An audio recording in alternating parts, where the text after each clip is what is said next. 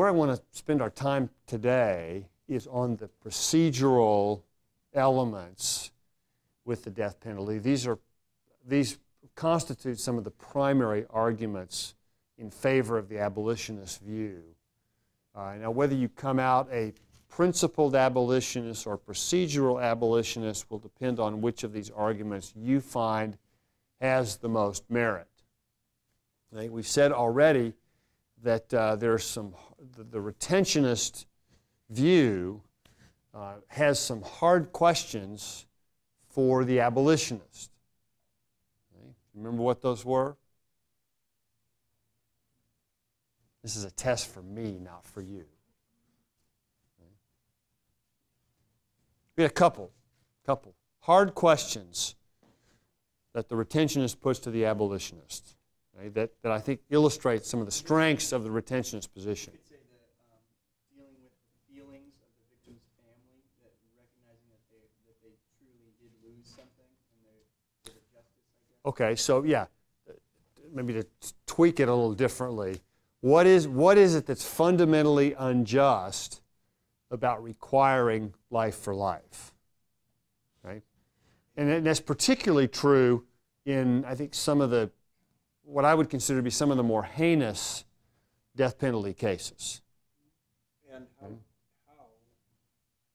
you show the sanctity of life without taking or without imposing that penalty? Okay, that's I think relates more to the justice point, but we'll come back to that in just a minute. The second hard question, I think, has to do specifically biblically with how you take Genesis 9:6 and hold to a principled abolitionist view at the same time. Seems to me to be a very difficult question for the principled abolitionist to address. Okay. Now, let's look now at the case for the abolitionist view, and I think the abolitionist actually has some really hard questions for the retentionist that I'm not sure I've heard really compelling answers for. Right? So it's not, I'm not just trying to be even-handed here, but I do think both sides have tough questions for the other. Right? Now, first, sort of it goes with this. The first of these arguments is more aimed at the principled abolitionists, and that the abolitionists will say this is a very odd way to affirm the sanctity of life. It's not quite. They're not quite saying that two wrongs don't make a right, but in some articulations of that, it's pretty close to that. In essence, it's the state saying to the general population, do as we say, not as we do. Right? Now, sort of tied up with this is what often comes across, I think, as not much more than an ad hominem argument. You guys all familiar with that term? An ad hominem argument? So it's where you attack the person, not the position. Right? Or as a friend of mine put it, when you're on the horns of a dilemma, you shoot the bull. Right? Figure of speech. Right? But that's where you essentially attack the person holding the position, not the position itself. And the way the ad hominem argument takes shape here is that they would say the death penalty is something that no civilized society does anymore. In fact, they would say, the United States is the last industrialized, quote, civilized country on the face of the planet that still has the death penalty. Okay. Now, we can debate that. I mean, I think there's actually some pretty civilized places in Asia that have the death penalty, but what they're really doing is basically saying if you hold to the death penalty, you are uncivilized, okay? Which is attacking the person, not the position. All right? Now, sometimes that gets put in a theological context by making reference to Jesus' teaching in the Sermon on the Mount. And the various components about, turning the other cheek and going the extra mile, loving your enemies.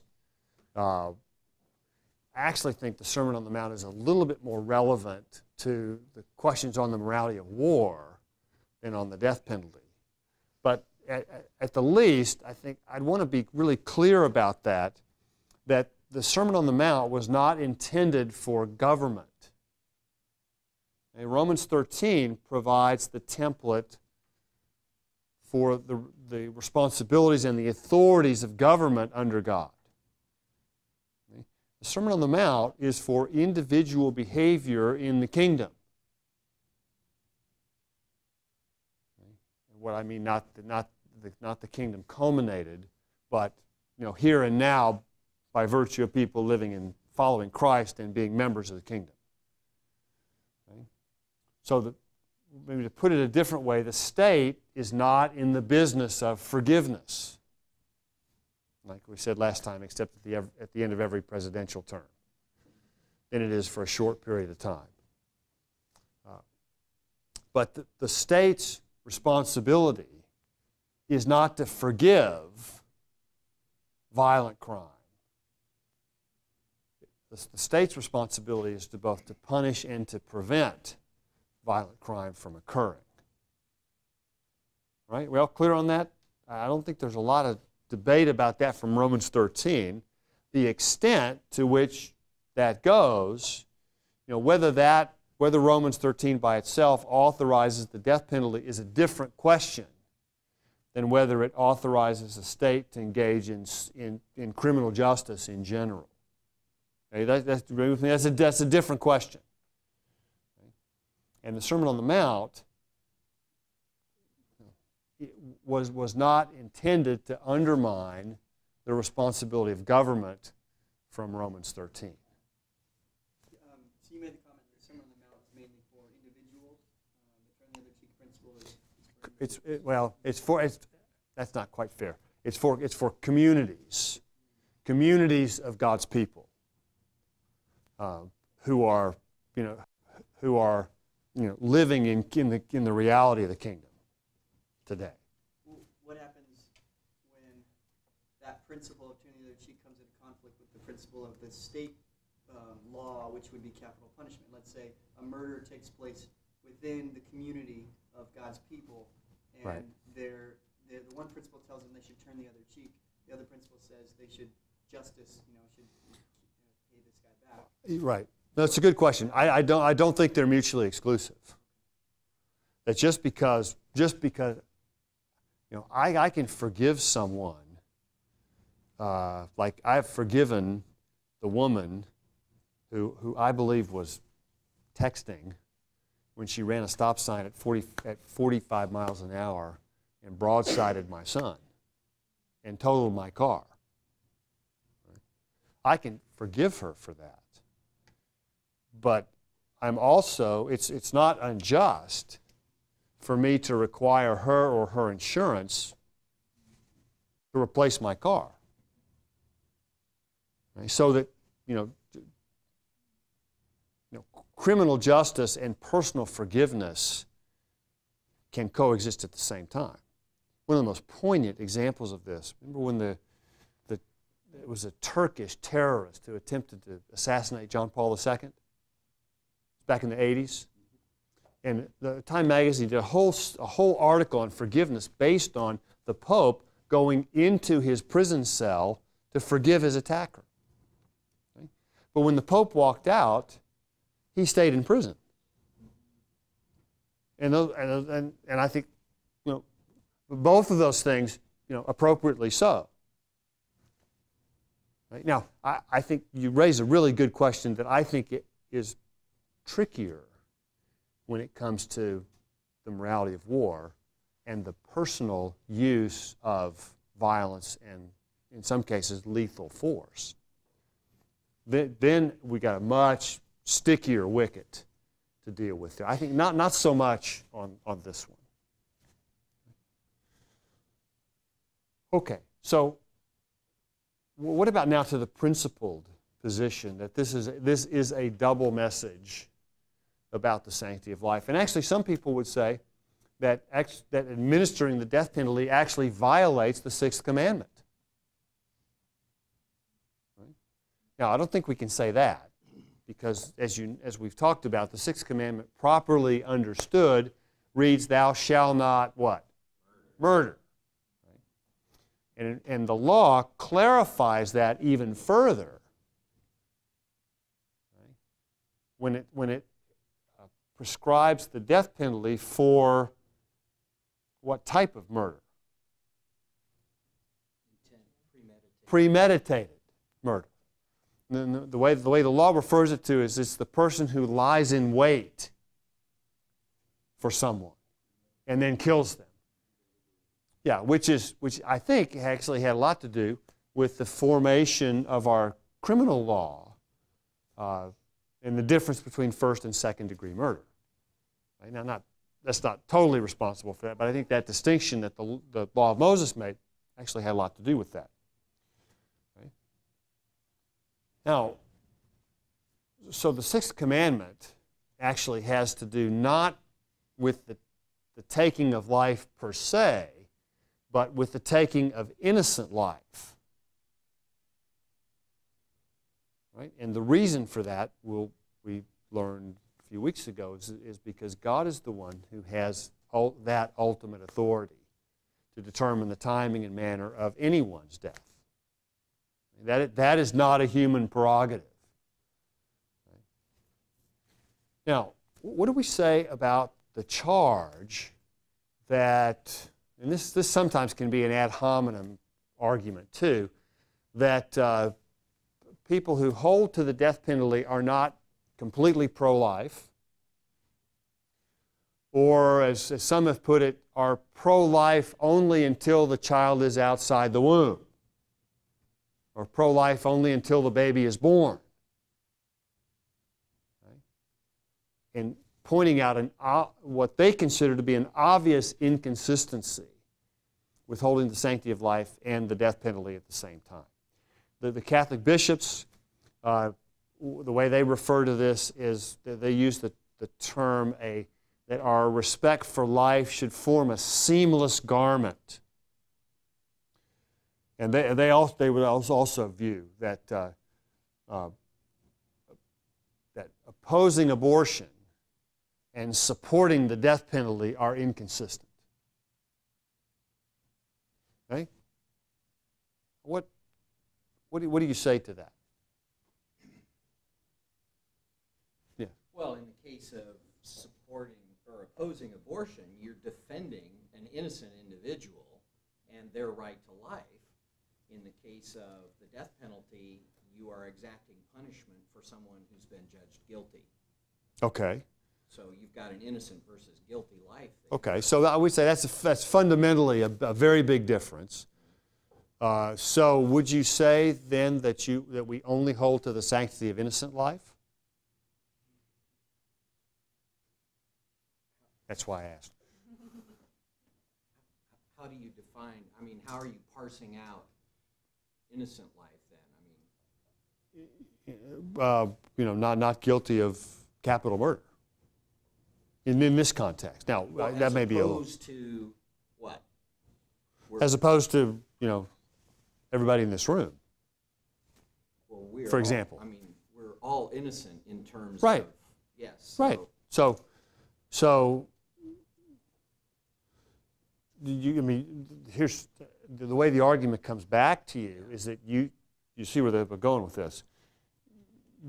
You seem to be suggesting that by virtue of committing a first-degree murder, people forfeit their right to life.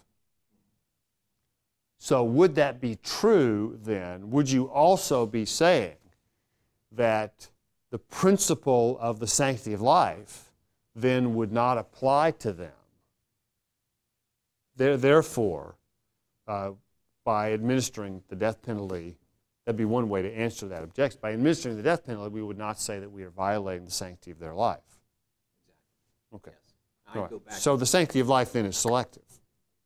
In that sense, yes, because once somebody's committed the gross sin of taking a life, and going back to Genesis 9, 5, and 6, that life is made in the image of God, and only God has the right to take that life up. You're putting yourself in the position of God by taking a life away. Okay, all right. All right. So the question then is whether, yeah, because we're not suggesting, although I have had students from some parts of sub-Saharan Africa who don't wait for the state. And it's a community thing. It's also for more than murder, too, which we've had some long discussions about that part, too. But, you know, so you would say that, but that's off the table, right? Although it's clear in patriarchal times, before there was a state, right? Well, clear on this, that, you know, the person who administered the death penalty was basically a relative of the victim. So the question then becomes, does the Bible authorize the state to do this? Now, I think we need to be a little bit careful about this. I think your life can still be sacred. Obviously, you don't forfeit the image of God. Do you? By committing capital murder? That's why I'm asking. I don't know that we know that. I'd like to know what basis you would have for making that statement. That they would forfeit it? No, that they don't. Right? Go ahead. Well, I mean, if you go back to Genesis 9:6, where it says that the taking of blood requires the giving of blood, that would, to me, that kind of indicates that someone who takes that life is stepping outside of the image of God, who is a giver of life. God gives life. That opens a lot of, that's a major Pandora's box that's been opened. Yeah.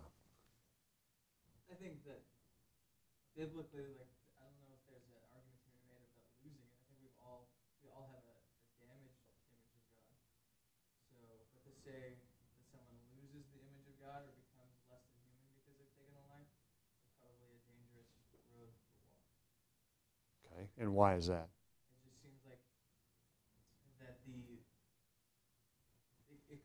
It seems like it could fold into other things too, that you could continue to stretch the losing of the image to other things. Okay, now, yeah, you raised a good point, and I think we ought to distinguish between the image of God and the sanctity of life. Okay? I'd be inclined to link those two things together, though they are not the same thing. The image of God is what grounds the sanctity of life, right? But then distinguish that from having the right to life. Now, it seems to me that it's possible to forfeit the right to life without necessarily forfeiting the sacredness of your life, nor the fact that you are made in God's image. Okay? Now, I think the point you're making it's an insightful point, because I'd want to be really careful that we don't view the image of God as something that's degreed. Right? The image of God is not something that you can have more or less of, which no additional charge for this, but that's why I'm reluctant to connect the image of God with any specifically human functions. I think we can say that the way we perform those functions mirrors, I would say it mirrors the communicable attributes of God. But I think the image of God has more to do with our status than our ability to function. Okay? Because you will be with me on this? If it has to do with certain functions, then it's by definition degreed. Now, if if the image of God is degreed, then I suppose there's no reason in principle why it couldn't be so tarnished that it's actually lost. But I think that'd be a very tough case to make. Neither do I. Okay, so I guess the way I'd answer the abolitionists here is that it's a commentary on the right to life, not the sanctity of life. And it's certainly not a commentary on the image of God. And I don't think it's not a necessary conclusion that forfeiting one's right to life means that they have forfeited the image of God. That doesn't follow at all. At least not without a lot of additional argument to make that point. And my question goes similar to that. Would you say that someone can forfeit their right to life without forfeiting the sanctity of their life? Yes. Yes. So their life could be whatever you want to say, sanctified. Their life can be worth keeping, right. And yet they've forfeited their right to life. And I think you can, a person's life, a person still has dignity even on death row.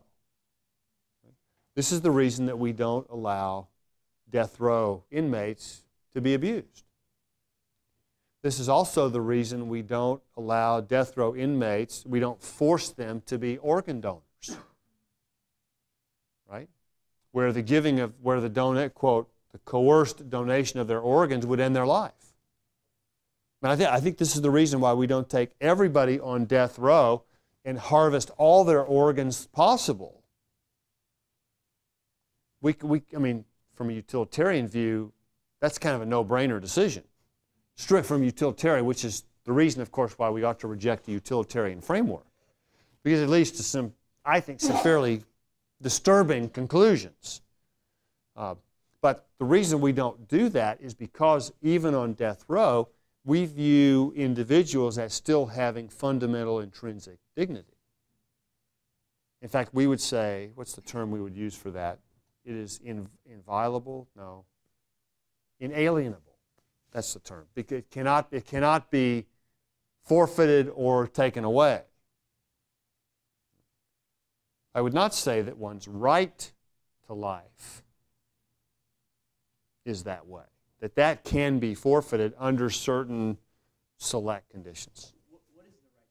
Where does that come from? Well, I think the general right to life comes from the fact that we are human beings made in God's image, but also human beings deeply loved by God.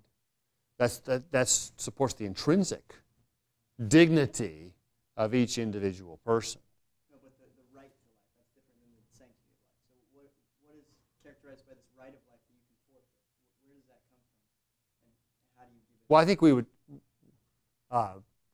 the right is something that is, I would say the right is bestowed by God. Clearly not bestowed by the state. Right? And so if it's bestowed by God, then that right can also be taken away by God under the right circumstances. So I think we would say that the commission of a capital crime would fit that. You could probably also make an argument for self-defense, and we'll see about war. Okay, now about these last two, we'll see about that. Still, we haven't determined that yet. Okay, does that answer your question? Kind of. I mean, it just sounds to me like the way you couched that, the right to life and the sanctity are the same thing. Because you're also bestowed the sanctity of life by God. You're bestowed the right to life by God, but you can give up one, you can't give up the other. And I don't see why. I would say you have something intrinsic. Your dignity is intrinsic to you that you cannot lose by virtue of being made in God's image. And I think that's a status. And the right is not an intrinsic. The right to life is not. That's why the right is bestowed by God. Now, ultimately, I think all of those are grounded ultimately in being made in God's image. Okay. But you see what I'm trying to get away from here? Is this, it's a very familiar charge that if you hold that the right to life can be lost, then what follows about the sanctity of life in the image of God? Well, I think nothing at the end of the day. Okay. Do both sides of the debate view the definition of sanctity of life the same? Or do they have slightly different definitions that causes? No, I think they would say that life is sacred, but who belongs under that umbrella is where the debate goes. Whether it's and whether it's possible to move out from under that umbrella in terms of the right to life. Okay, we all clear on that? I can tell that's really now a deep settled conviction for all of you. Right? Just because I said it, that's it? No, not necessarily. Okay? All right, let's look at some of these other things, the procedural components. Okay?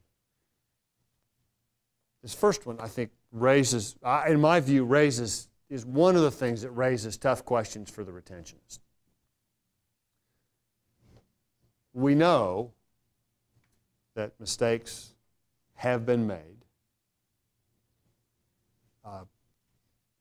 We know that, especially with the advent of DNA evidence, that quite a few folks, not just a small handful of inmates on death row, have been exonerated.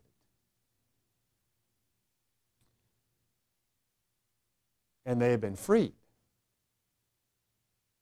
And had the process been more timely, we would have made some egregious mistakes. Now, it is true that mistakes can be made with jail terms. But at least with jail terms, people can be released and they can be compensated somewhat, not though, you can't give back years that the locusts have eaten away, but that they can be compensated somewhat, though partially, for the errors that were made. But until we figure out how to raise the dead, that's irreversible and not something that we can compensate people for. Now, obviously, the way to prevent mistakes being made would be to abolish the death penalty. I mean, that's not a tough solution. If this is the problem that we're trying to fix, it's not a difficult solution. Okay, hold on. I'm going. I know where you're going. Okay. Okay. Here's the question for the retentionist that this raises. And that is,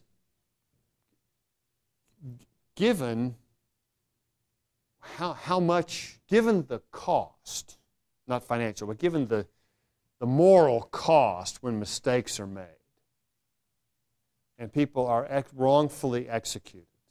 Okay? And I think we all agree that that's a really significant thing, right? A huge cost. Okay? The question is, how much is actually lost if all condemned murderers had life sentences without parole? In other words, what do we lose, basically, if we go to life sentences without parole? Now, granted, if there's a possibility of parole, then I think there's a significant justice thing that's lost. Right? And if the without parole clause is not actually taken all that seriously, then you have a different answer, right? And I can't speak to how seriously that's taken. Although I don't know, are there people who are sentenced to life without parole who actually do get parole hearings? Life without parole in California is such a new penalty that it has not come to a situation where there would be. I see. If the death penalty is abolished, then all of the efforts that are presently being made to abolishing the death penalty will then be focused on life without Well, that's parole. that's a good observation. Okay, but we'll come to that in just a second. Okay. So I mean, think about for a minute. What would be lost if? Let me take an example here. What would be lost if Scott Peterson had gotten a life sentence without parole? I don't know if that's what he got. Did he get the death penalty? Okay, well, let's assume he got the death penalty, okay, which he didn't. But what if he gets a life sentence without parole? Okay, what's lost by that? The public is still just as protected, right? Though probably not not so much the prison population, so that'd be different. You're saying that no one ever escapes? Psychologically protected? I don't know about that. Okay. But, I mean, basically the threat is, for the most part, dealt with pretty well. Okay. What's lost? Come on, those you retentionists, let's hear you articulate what's lost here. Okay. You just holding your pen up, or are you commenting? Yeah, it's like this fleeting little, I almost grab it and then it kind of floats away, but there's this sense of something bad happened and he gets to live. Okay, all right. Okay. Now, sometimes, the sort of the life sentence, the objection to that has a justice component that's being smuggled into it.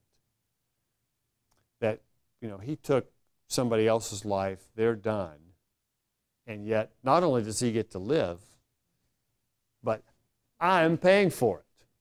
The taxpayers are paying for his room and board and entertainment and everything else. Okay. Right. So, is it? You would say that's not a huge loss, but there's something wrong with that picture. Okay? What else would you say is lost here? I'm not ignoring you. I think there's two things that trouble me with life without parole, and one of those is the number of governors and presidents that have commuted sentences, and those people are back out on the street and commit additional murders. And the other side of that, They get pardoned? Yeah, commuted sentences and they're out, and they commit additional murders. The other side of it is that even though they're in a prison population, if there is no possibility of a death penalty, then these guys that have committed murder have nothing to lose by killing other people in prison, and they're 8 times more likely to kill other inmates. That's a good. It's not just inmates. It's also the guards. It's also the prison staff and the guards. Yeah. Now I think that point's well taken. I think there's more of a sense of risk to the prison population. I think there's probably something to that. And to the public that serves the prison. Right. Are they, I'm including the staff in that. Well, what about people who make deliveries to the prison? do they also have influencing criminal behavior for those who will get out? Teaching them things? Probably. You get smart in prison and then you get released and you're even more deadly out on the streets. Okay. There are people. Let me. What if Timothy McVeigh had gotten a life sentence without parole? Public outcry. Where's is our justice system? I think in a case like that, it's a little easier to see what's lost. Because I think there's a significant disconnect between what happened to those victims, all 168 of them, and the sentence. I think you can make a good argument there that the punishment doesn't fit the crime. Now, in principle, it's probably not that different if you take one person's life. But in terms of the egregiousness of it, that disconnect, I think, is a lot easier to see when you have somebody who's, committed multiple violent crimes. So yeah, I admit this part I find troubling. I realize that the system is not infallible. It hasn't, and it never will be. And even in biblical times, the system was not infallible in biblical times either. In fact, there's been some very interesting study done on the reliability of eyewitness testimony. That sort of varies widely, which I'm sure drives prosecutors absolutely nuts periodically. So I guess I think it's appropriate to be troubled by this, but the assumption that nothing is lost if the death penalty is abolished, I'm not sure is quite true. And so I'm not sure there's a good solution to that, except, for one, not to complain about the long period of appeals, most of which are mandatory, to make sure it's gotten correct.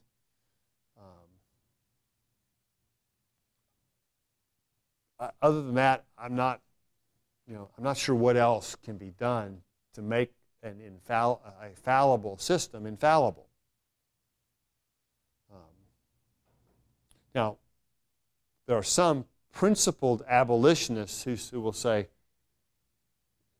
that's enough, and one mistake is sufficient.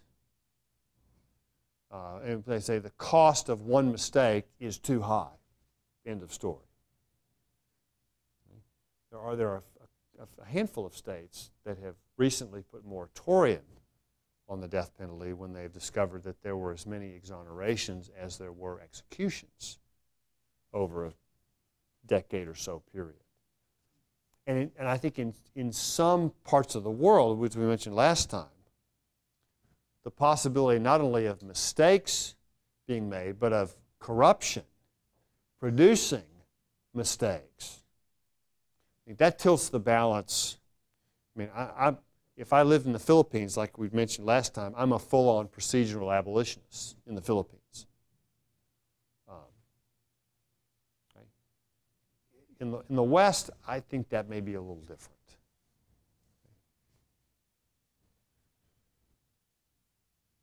Okay, let's look at, what about, it's true that the death penalty precludes reform. Right? I mean, obviously. The argument is also made that it precludes an opportunity for redemption. Now, for the first, whether it precludes reform or not,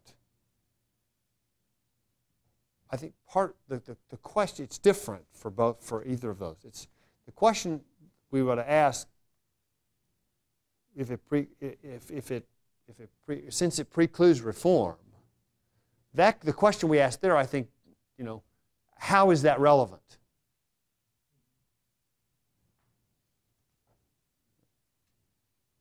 retentionists will say it's simply not relevant because that's not the primary purpose for the criminal justice system. Now, there is certainly a reform component, but there is, let's just say it's a long way from being widely accepted that reform is the primary purpose for the criminal justice system. Right. Okay. It's a little bit misleading to put those together, but they are so often done. But the question with the charge that it precludes redemption, I think that the question is different in response to that. The question we ought to ask for that is that true? That it precludes an opportunity for somebody to come to faith and be redeemed. Question, is that true? Why not? If it cuts off 40 years of opportunity for someone to hear the gospel, how could that not preclude it? You have an opportunity to the moment of death. God can meet you, whether it's through a vision or whether it's through someone talking to you, whether it's through your own last-minute realization of what you've done. Okay. So you can ask for forgiveness. Okay. All right. Okay. And with the Figure it out. The same thing seems to be, you give more time. Is it more time to harden your heart, or is it more time? Well, it could. That's also true. Okay. And I was going to say, the way the death penalty is applied in our society, you're certainly given an opportunity and exposure to people who want Okay. to give you the opportunity. That's a very good point. In fact, I suspect that there are more chaplains per square inch on death row than in a lot of other segments of the culture. And there, for one, if it's true you have repeated opportunities. For another, without sounding callous, there is something about impending mortality, sort of looking your death square in the face, that tends to sharpen your focus on eternal destiny. Amen. Right.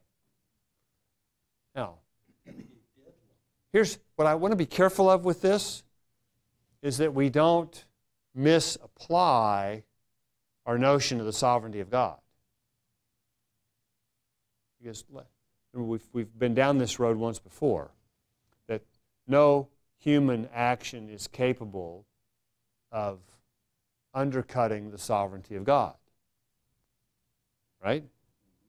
Particularly the death penalty. The death penalty does not undermine the sovereignty of God over someone's life. So I want to be careful we don't make a theological statement that we ought to be uncomfortable with. Right? So I think to this, I would suggest, how is that relevant to the argument about the death penalty? Because it presumes a purpose for criminal justice that is not primary, supplemental. This, I think we can question, is that true? And from, I think, a well-informed theological view of the world, we'd have to say, that's not true. The death penalty is not capable of undercutting God's sovereignty in opportunities for a person to be redeemed. Okay? Now, this one, I don't want to do much with this because this is strictly utilitarian calculus. Be aware, what's often smuggled into this is the question of justice. And that actually is going to be a matter on the ballot probably within about a year or so. There's a movement to put a measure on the ballot that would abolish the death penalty because it costs too much. Right. It It's not costs, like yeah, it's not like rewarding the people. well, yeah, it costs too much tangibly. Okay? Now, calculating those intangible costs is a little different matter. Again, I think be careful that you recognize that sometimes the justice argument gets smuggled in here. That what's problematic is not the cost, but who's paying it. Okay?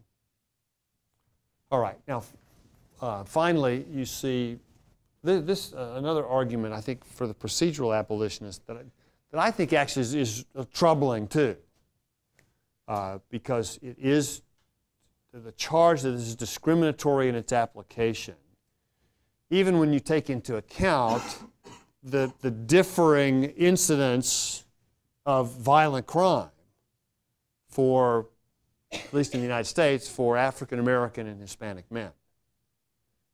It's very rare, Carla Faye Tucker's case notwithstanding, it's actually very rare for women to receive the death penalty. And it's not unheard of, but it's not as common for Caucasian men to receive the death penalty. Now, even taking in proportion to the incidence of violent crimes, there's still the charge that this is discriminatory in its application. Some of that, I think, there are a variety of things that could account for that. One is simply overt institutional racism. In some communities, I'm sure that's what accounts for it. It could also be the difference in representation that's often given, though I want to be careful that I don't take too big a swing at public defenders, who I think in general do a very laudable job. And the ones that you hear about in the newspaper are not the norm. I mean, most of them are very conscientious and do a very good job. Right? Now, they may not be the same as the guy who's being paid $500 an hour. But they're probably less flamboyant. And they in some cases, I suspect, might do a better job. But anyway, we sort of have this to deal with. Right? Now, be careful that we don't beg the question and assume that the death penalty is intrinsically a problem because of a procedural component. Are you with me on that? Right. Now, the fairness in the distribution of this is the good to which it's alleged that some groups are being denied. But again, be careful that we're not smuggling in questions about justice. Because for the retentionist, under the assumption that there's nothing intrinsically wrong with a life for life, then the injustice in the discrimination comes not to the people who were administered to the death penalty, but the ones who were not. That's the injustice, that they were given life terms. Okay, right? Right? Now, again, we need to be careful to notice the kinds of things that get smuggled in under the surface. Because, again, without intending to sound callous, if under a life-for-life assumption someone is deserving of a death sentence, then the fact that somebody else doesn't get it that was equally deserving does not necessarily suggest an injustice was done to the person who gets the death penalty.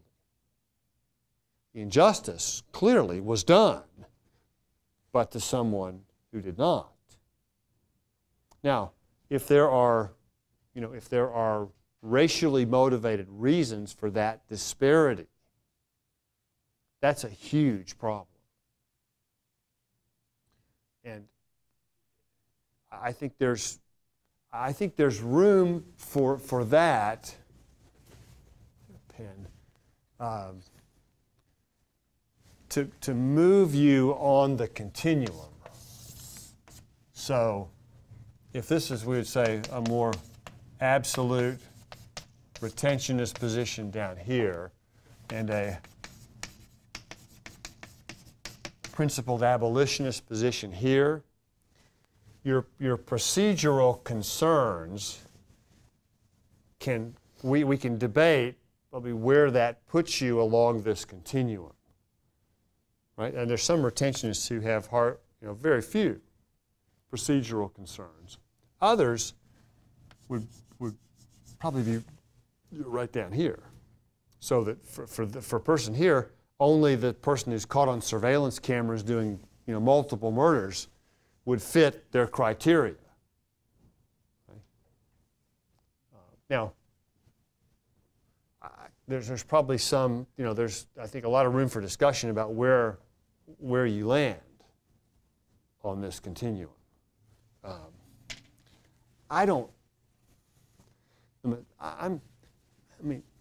I'm troubled deeply by this, not so much by this or this, and I am disturbed by this, but not quite as much as I am here.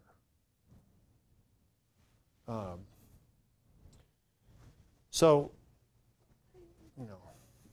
I guess where that puts me along the continuum is probably somewhere, somewhere in this area here, where I don't have a principled problem with requiring life for life in certain circumstances.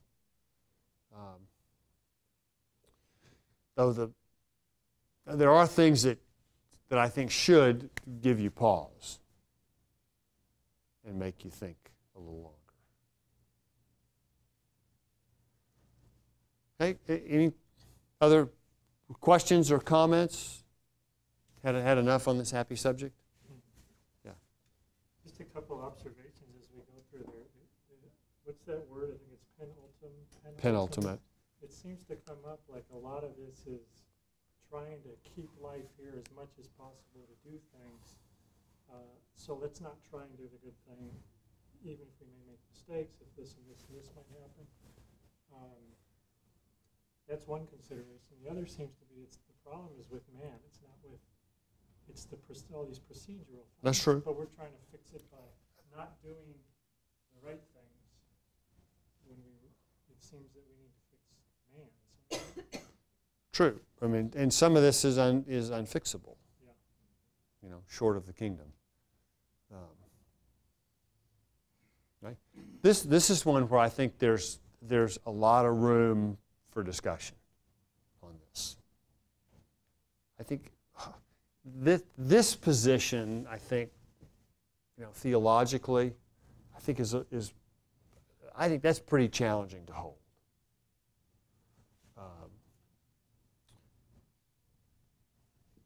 But I think, again, where you fit along that continuum, I don't think there's any place in the Scripture that mandates life for life. It simply allows it. But I do think there are some cases where we just have questions about justice being done, short of capital punishments. Biola University offers a variety of biblically centered degree programs, ranging from business to ministry to the arts and sciences. Visit biola.edu to find out how Biola could make a difference in your life.